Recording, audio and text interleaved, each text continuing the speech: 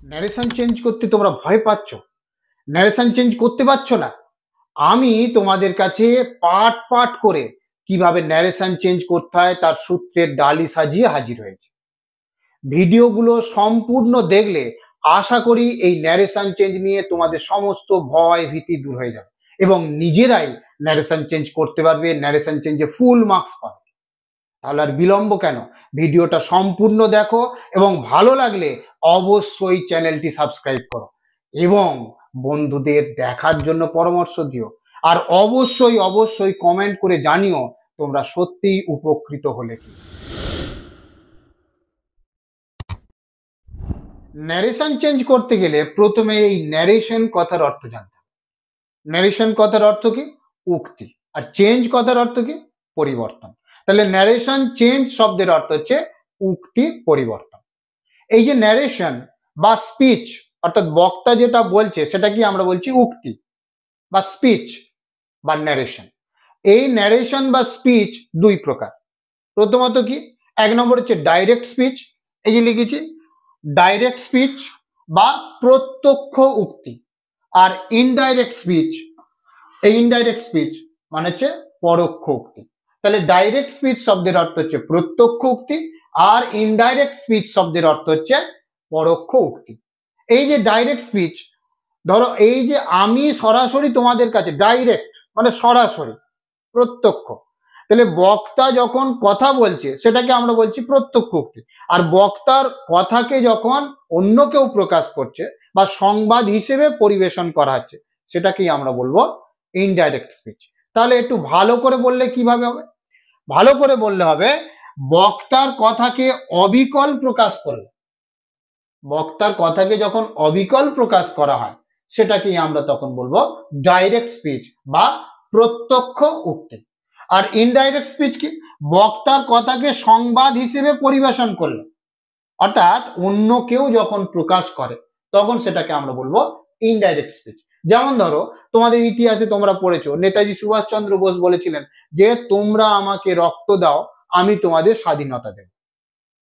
তাহলে তোমরা আমাকে মানে আমাকে, আমাকে না, তাহলে কাকে? সুভাষচন্দ্র বোসকে, নেতাজিকে। আর তোমরা মানে আমরা। তাহলে যখন নেতাজি কথাটা বলছেন তখন সেটা হচ্ছে ডাইরেক্ট স্পিচ। আর নেতাজির কথাকে যখন আমি তুলে ধরছি সংবাদ হিসেবে তখন সেটা হয়ে যাচ্ছে ইনডাইরেক্ট স্পিচ। যেমন ধরো এইখানে একটা লিখেছি হি সেইড আই অ্যাম ইল, সে বলল আমি এই অসুস্থ। এই আইটা কে? এই আইটা হচ্ছে হি। তাহলে যখন বক্তার কথাকে অবিকল তোলা হবে তখন সেটাকে কি করতে হবে? কোটেশনের ভিতরে রাখতে। তাহলে এখানেও একটা সূত্র পেয়ে গেলে যে ডাইরেক্ট স্পিচে সবসময় বক্তার বক্তব্যকে কোটেশনের ভিতরে রাখা হয়। তাহলে হি সেইড আই অ্যাম ইল, বক্তার কথাকে হুবহু তুলে ধরা হয়েছে, এটাকে বলা হচ্ছে ডাইরেক্ট স্পিচ।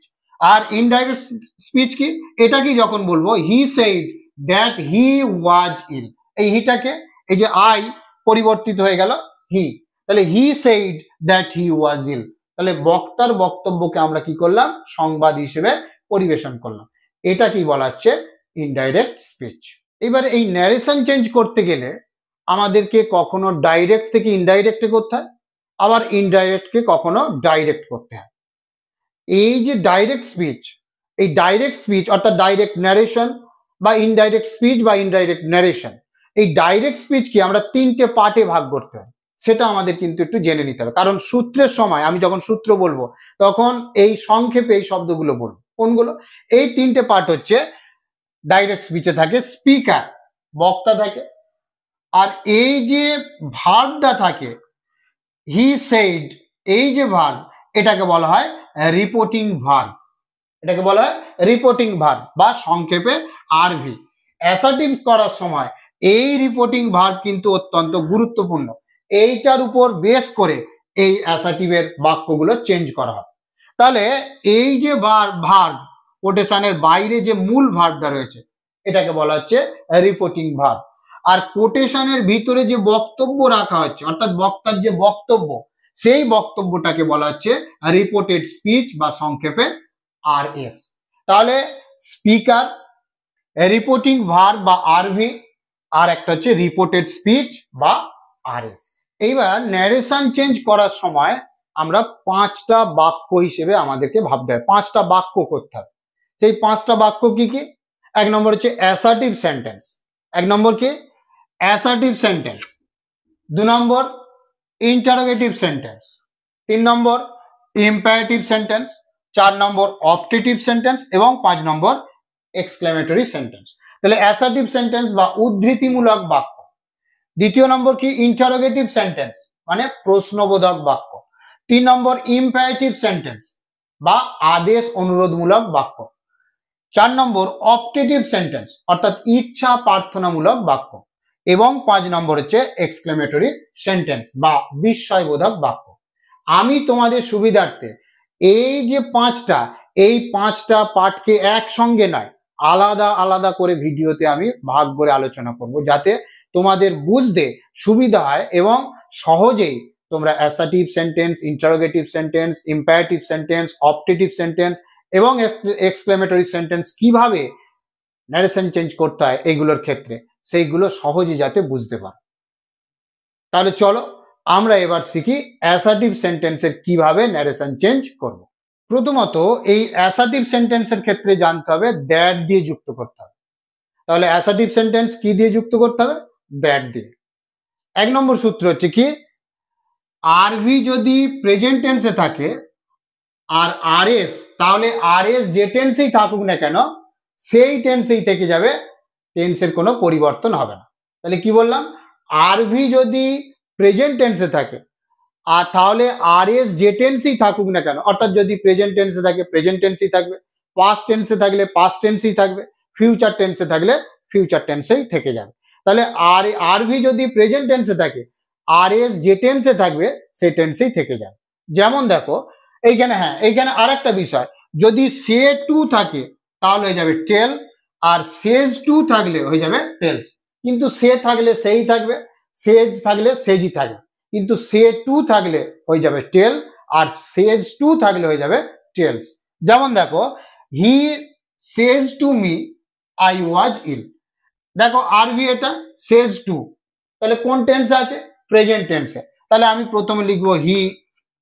এখানে যদি শুধু সেজ থাকতো তাহলে সেজ বসিয়ে দিতাম, কিন্তু যেহেতু এখানে হচ্ছে সেজ টু, তাহলে সেজ টু থাকলে কি হয়ে যায়? টেলস। তাহলে আমি লিখে দেবো হি টেলস, পরে রয়েছে কি মি, হি টেলস মি। অ্যাসার্টিভ কি দিয়ে যুক্ত করতে হবে বললাম? দ্যাট দিয়ে। তাহলে যুক্ত করে দেবো দ্যাট। তাহলে হি টেলস মি দ্যাট আইটাকে সে বললো, আমি মানে সে, তাহলে দ্যাট হি। এবার এইখানে দেখো আরভি বলেছি প্রেজেন্ট টেন্সে থাকলে আরএস যদি যে টেন্সই থাকবে, মানে প্রেজেন্ট টেন্সে থাকলে প্রেজেন্ট টেন্স, পাস্ট টেন্স থাকলে পাস্ট টেন্স, ফিউচার টেন্স থাকলে ফিউচার টেন্স। তাহলে এখানে পাস্ট টেন্স আছে, তাহলে আমি ওটাকে পাস্ট টেন্সই রেখে দেবো। তাহলে হি ওয়াজ ইল, তাহলে he tells me that he was ill. এইখানে ধরো ইজ যদি থাকতো, আই অ্যাম ইল, অ্যাম থাকতো, তাহলে আমি কি করতাম? হি, যেহেতু অ্যামটা প্রেজেন্ট টেন্স তাহলে প্রেজেন্ট টেন্সই রাখতাম, তখন হি এই ওয়াজের জায়গায় তখন কি লিখতাম? Is, he is ill. Clear? এইবার আসি 2 নম্বর সূত্রে। আরভি যদি পাস্ট টেন্সে থাকে তাহলে কি হবে? আরভি যদি পাস্ট টেন্সে থাকে এবং আরএস এ যদি অ্যামিজার থাকে তাহলে হয়ে যাবে ওয়াজ ওয়ার, আর হ্যাজ হ্যাভ থাকলে হয়ে যাবে হ্যাড। এইখানে একটা বিষয় বলে রাখি, অ্যামিজারের পর যাই থাক সেটার কোনো পরিবর্তন হবে না, অর্থাৎ ভার্বের ফার্স্ট ফর্মের সঙ্গে আইএনজি থাকলে আইএনজি থেকে যাবে, যদি অ্যামিজারের পরে শুধু অবজেক্ট থাকে সে অবজেক্ট রয়ে যাবে, অর্থাৎ শুধু আমি পরিবর্তন করব কোথায়? অ্যামিজারটাকে করে দেবো ওয়াজ ওয়ার, আর হ্যাজ হ্যাভটাকে করে দেবো হ্যাড। অর্থাৎ হ্যাজ হ্যাভের পরে যদি শুধু অবজেক্ট থাকে তাহলে হ্যাজ হ্যাভের পরে অবজেক্ট বসে যাবে, হ্যাজ হ্যাভের পরে ভার্বের থার্ড ফর্ম থাকলে ওটাকে হ্যাড করে ভার্বের থার্ড ফর্ম করে দেবো, তাহলে শুধু অ্যামিজারের জায়গাটা পরিবর্তন হয়ে যাবে ওয়াজ ওয়ার, আর হ্যাজ হ্যাভ পরিবর্তিত হয়ে যাবে হ্যাড। যেমন দেখো he said I am going to school. এইখানে আরেকটা বিষয় বলে রাখি, সেড টু থাকলে টোল্ড হয়ে যাবে, আর সেড থাকলে সেডি বসে যাবে। তাহলে সেড টু থাকলে টোল্ড হবে, আর সেড থাকলে সেইডি বসে যাবে। তাহলে আমি কি লিখবো? হি সেড, অ্যাসার্টিভ কি দিয়ে যুক্ত করতে হয়? দ্যাট। তাহলে হি সেড দ্যাট আইটাকে, আইটা হচ্ছে হি, তাহলে হি। এবার আরভি দেখো পাস্ট টেন্সে আছে, তাহলে এইখানের এমটা কি করে দেবো আমরা, ওয়াজ, তাহলে হি ওয়াজ। এবার যা পড়ে রয়েছে তাই, going to school, he was going to school. এইবার হ্যাজ হ্যাভ দিয়ে একটা উদাহরণ, যেমন দেখো Sita said to Gita I have a car, তাহলে আমরা কি লিখবো, সীতা সেইড টু থাকলে কি হবে, সেড থাকলে সেইডিতে বসে যাবে, আর সেইড টু থাকলে হয়ে যাবে টোল্ড, তাহলে সীতা টোল্ড গীতা, কি দিয়ে যুক্ত করতে হবে, দ্যাট, তাহলে দ্যাট। আইটা কে, সীতা, তাহলে সি, দ্যাট সি, তাহলে হ্যাভটা কি হয়ে যাবে, হ্যাজ হ্যাভটা হ্যাড, তাহলে সি হ্যাড আ কার, তাহলে Sita told Gita that she had a car. Clear. এইবার আসবো 3 নম্বর সূত্রে। 3 নম্বর কি, আরভি যদি পাস্ট টেন্সে থাকে, আরভি যদি পাস্ট টেন্সে থাকে এবং আর এস যদি সাবজেক্ট ভার্বের ফার্স্ট ফর্ম অবজেক্ট থাকে, অর্থাৎ প্রেজেন্ট সিম্পল প্রেজেন্ট টেন্সে, তাহলে হয়ে যাবে সিম্পল পাস্ট, অর্থাৎ সাবজেক্ট ভার্বের সেকেন্ড ফর্ম অবজেক্ট। সোজা কথা কি, ভার্বের ফার্স্ট ফর্ম থাকলে ভার্বের সেকেন্ড ফর্ম হবে, এই যে ভার্বের ফার্স্ট ফর্ম থাকলে ভার্বের সেকেন্ড ফর্ম হবে। তাহলে আমরা এখানে কি লিখবো, হি সেড টু থাকলে কি হয়, টোল্ড, তাহলে হি টোল্ড মি, কি দিয়ে যুক্ত করতে হবে, that, he told me that. আইটা কে, হি, তাহলে লিখবো হি।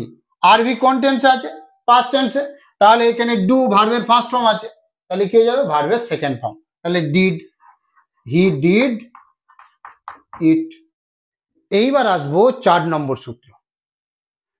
আরভি যদি পাস্ট টেন্সে থাকে আর আর এসও যদি পাস্ট টেন্সে থাকে, আরভি যদি পাস্ট টেন্সে থাকে আর আর এসও যদি পাস্ট টেন্সে থাকে, আরভি যদি পাস্ট টেন্সে থাকে এবং আর এস যদি সাবজেক্ট ভার্বের সেকেন্ড ফর্ম অবজেক্ট, তার মানে কোন সেন্টেন্স, কোন টেন্স, সিম্পল পাস্ট। তাহলে সাবজেক্ট প্লাস ভার্বের সেকেন্ড ফর্ম অবজেক্ট থাকলে হয়ে যাবে কি, সাবজেক্ট প্লাস হ্যাড প্লাস ভার্বের থার্ড ফর্ম প্লাস অবজেক্ট। তাহলে ভার্বের সেকেন্ড ফর্ম থাকলে ফার্স্ট ফর্ম থাকলে সেকেন্ড ফর্ম হয়ে যাবে, আর ভার্বের সেকেন্ড ফর্ম থাকলে তখন হয়ে যাবে হ্যাড প্লাস ভার্বের থার্ড ফর্ম। যেমন কি, হি সেড টু মি, তাহলে আমরা লিখবো হি সেড টু হয়ে যাবে টোল্ড, হি টোল্ড মি, কি দিয়ে যুক্ত করতে হবে, that, he told me that, তাহলে আইটা হয়ে যাবে হি। এইবারে দেখো এটা কিসে আছে, ভার্বের সেকেন্ড ফর্ম, ডু ডিড, তাহলে ভার্বের সেকেন্ড ফর্ম থাকলে আমরা হয়ে যাবে কি, কি বসাবো, হ্যাড প্লাস ভার্বের থার্ড ফর্ম, তাহলে ডিড এর থার্ড ফর্ম ডান, পরে রয়েছে কি, অবজেক্ট ইট, তাহলে he told me that he had done it, তাহলে হ্যাড হলো ভার্বের থার্ড ফর্ম। এইবার বোঝাবো 5 নম্বর সূত্র। আরভি যদি পাস্ট টেন্সে থাকে এবং আর এস এ যদি ওয়াজ ওয়্যার থাকে, তাহলে কি করব, আরভি যদি পাস্ট টেন্সে থাকে এবং আর এস এ যদি ওয়াজ ওয়্যার থাকে, তাহলে হয়ে যাবে হ্যাড বিন, তাহলে ওয়াজ ওয়্যার থাকলেই আমরা করে দেবো সেখানে হ্যাড বিন। তারপরে যদি অবজেক্ট থাকে, অবজেক্ট, যদি ভার্বের ফার্স্ট ফর্মের সঙ্গে আইএনজি থাকে, তাহলে সেই ভার্বের ফার্স্ট ফর্মের সঙ্গে আইএনজিও বসে থাকে।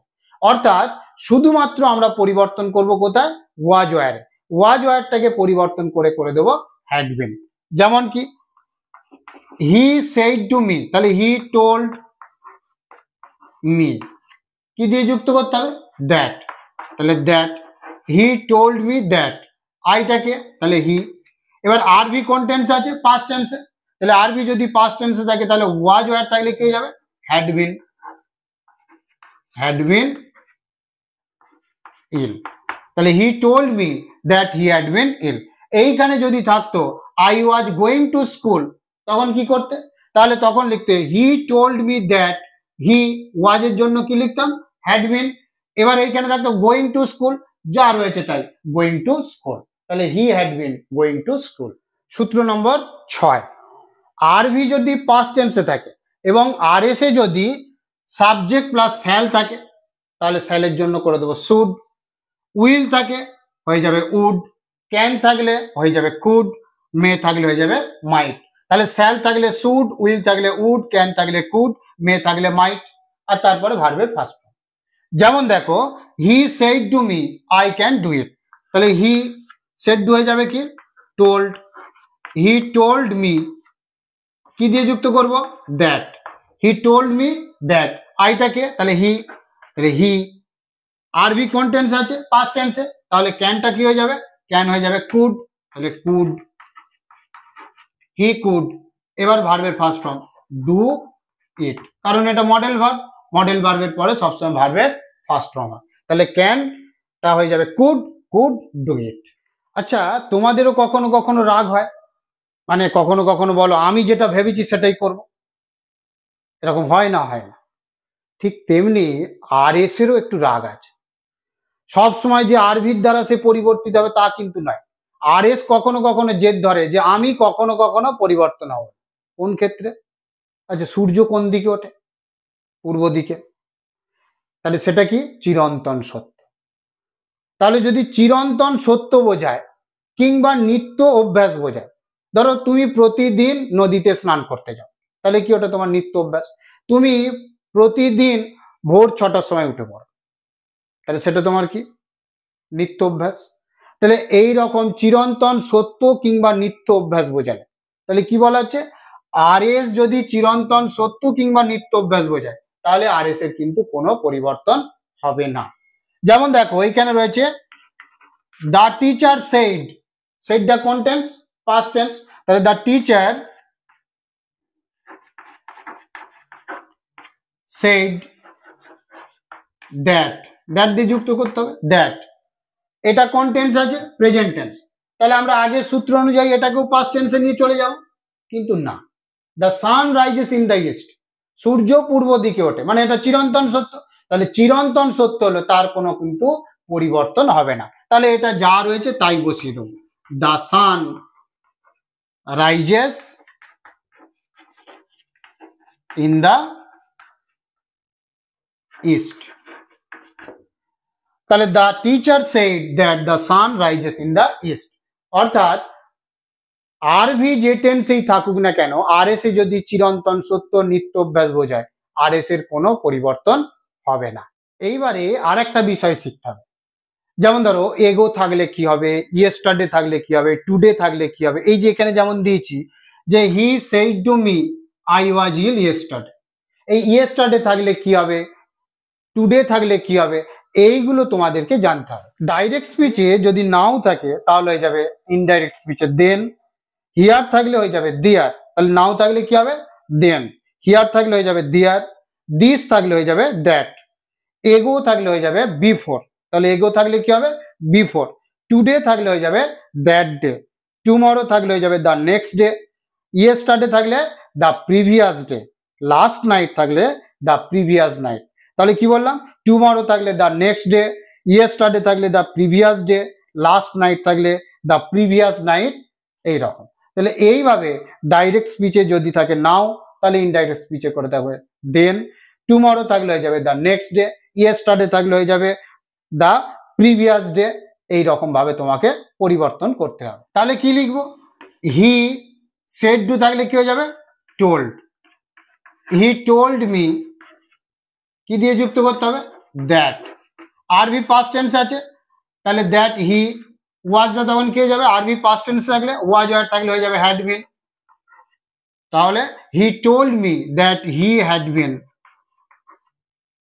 ইল, তাহলে ইয়েস্টারডে থাকলে কি করলাম দা প্রিভিয়াস ডে,